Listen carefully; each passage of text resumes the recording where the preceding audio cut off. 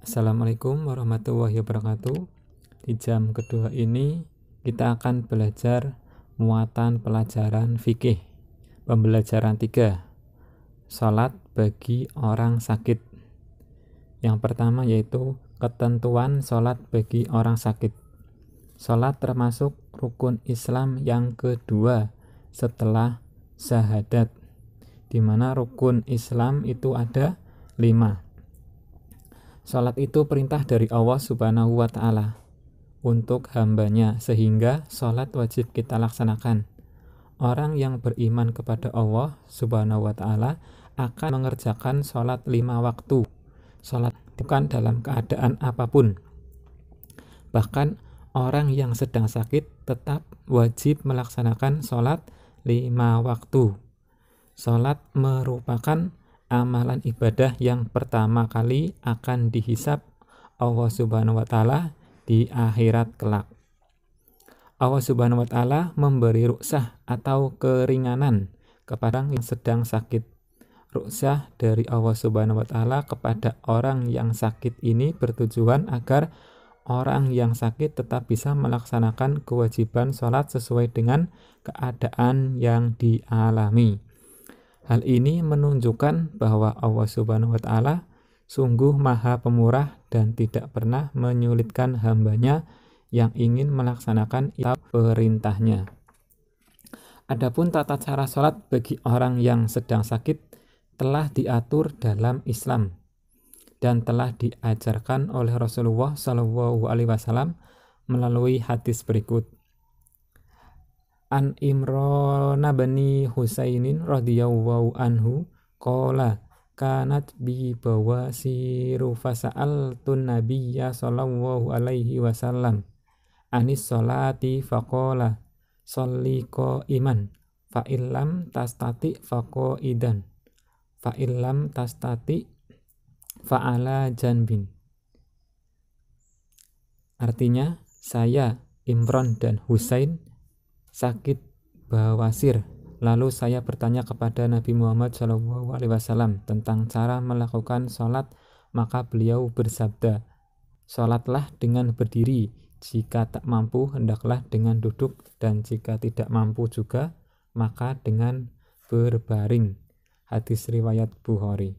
Dari hadis tersebut dapat dipahami bahwa apabila seseorang sedang dalam keadaan sakit, maka sholat tetap wajib dilaksanakan. Namun orang yang sakit mendapatkan ruksah dari Allah Subhanahu wa Ta'ala, yaitu 1. Bila tidak mampu berdiri, maka sholat dapat dilakukan dengan duduk. Yang kedua, bila tidak mampu duduk, maka sholat bisa dilakukan dengan berbaring. Yang B, sholat dengan cara duduk.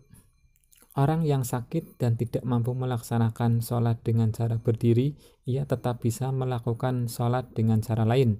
Cara yang pertama yang ditentukan dalam ajaran Islam ialah dengan duduk iftirosi. Apakah kamu tahu pengertian duduk iftirosi? Duduk iftirosi yaitu posisi duduk di antara 2 sujud. Rukun dan bacaan sholat bagi orang yang sedang sakit sama seperti sholat biasa, hanya saja dilakukan dengan gerakan-gerakan berikut ini. Yang pertama atau 1, cara duduk yang pertama. A. Duduk menghadap kiblat dengan posisi duduk atau duduk di antara 2 sujud, kemudian membaca niat untuk mengerjakan sholat.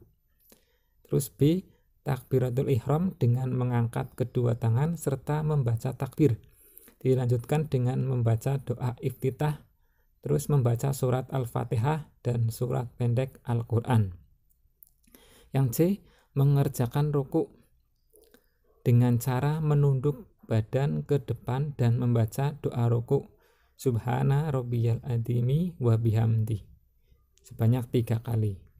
Terus yang D. Iktidal dengan mengangkat kedua tangan sejajar dengan telinga, posisi kepala tegak, dan membaca tasmi' sami Allahu liman hamidah, dan dilanjutkan membaca doa Rabbana walakal hamdu mil'us samawati wa mil'u ma syi'ta min syai'in ba'du.